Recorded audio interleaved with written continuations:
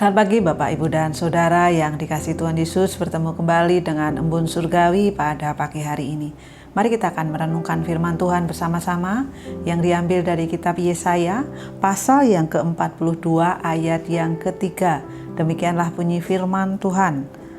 Bulu yang patah terkulai tidak akan diputuskannya, dan sumbu yang pudar nyalanya tidak akan dipadamkannya, tetapi dengan setia ia akan menyatakan hukum.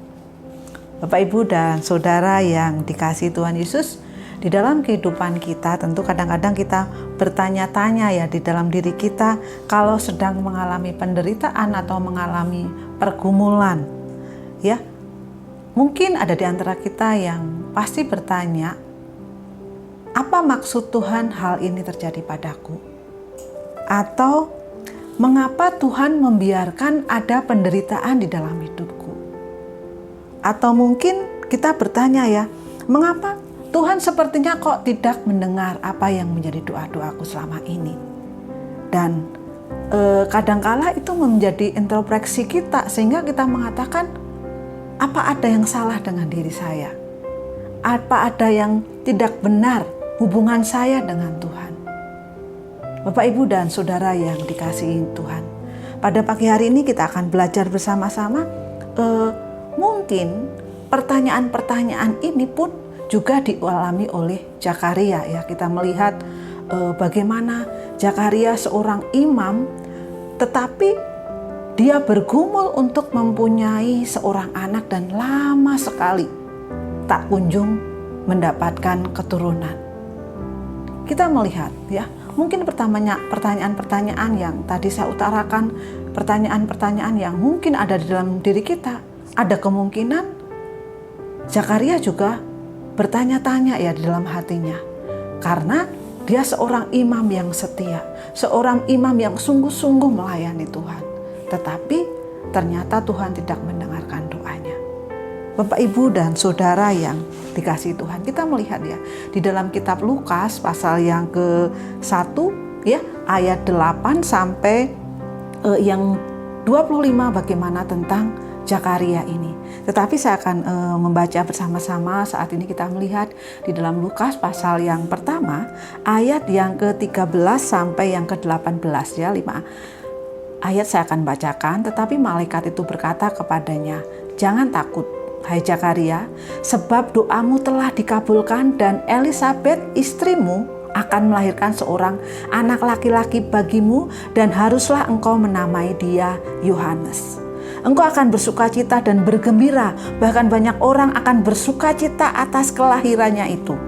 Sebab ia akan besar di hadapan Tuhan dan ia tidak akan minum anggur atau minuman keras dan ia akan penuh dengan Roh Kudus mulai dari rahim ibunya."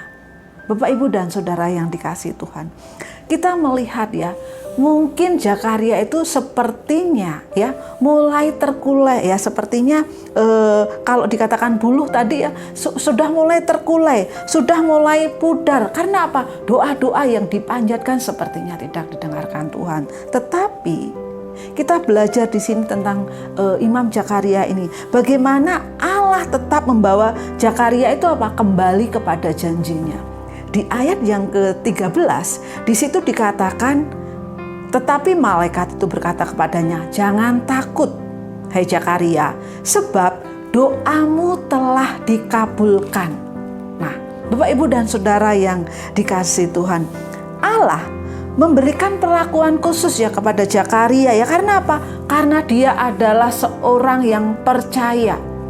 Ya, sehingga pada waktu itu malaikat secara khusus bahwa apa yang dilakukan Zakaria itu nggak sia-sia loh. Ya, dikatakan bahwa jangan takut sebab doamu telah dikabulkan. Luar biasa sekali. Bagaimana Allah membawa Zakaria kepada janjinya. Janji-janji yang diberikan kepada Zakaria apa? Ditepati. Dan kita melihat yang kedua, Allah itu menunjukkan apa? Kuasanya kepada Zakaria ya. Kita melihat bagaimana Allah bekerja di tengah-tengah kemustahilan pada waktu itu ya. Secara Zakaria sudah berumur, tentu Elisabet istrinya juga sudah berumur ya, tetapi ya di sini Allah bekerja ya. Allah bekerja, kuasanya itu dinyatakan kepada Zakaria. Dan kita melihat ya di ayat berikutnya di dalam Lukas pasal 1 ini ya, ketika waktu itu Elisabet tahu ya, dikatakan di ayat yang ke-24, beberapa lama kemudian Elisabet istrinya mengandung dan selama 5 bulan ia tidak menampakkan diri. Bapak, Ibu, dan Saudara yang dikasihi Tuhan, mengalami kehamilan itu tidak langsung ya 5 bulan ya. Tentu di awal kehamilan Elisabet ini ya, dia tahu ya. Kalau kita melihat pada waktu itu Zakaria itu nggak percaya ya, karena ketidakpercayaan itu dikatakan bahwa dia mengalami bisu ya selama beberapa waktu sampai anaknya lahir. Bapak, Ibu, dan Saudara yang dikasihi Tuhan, kita punya Allah yang setia kepada janjinya. Kita punya Allah yang menunjukkan kuasanya. Apa yang menjadi pergumulan kita pada pagi hari ini?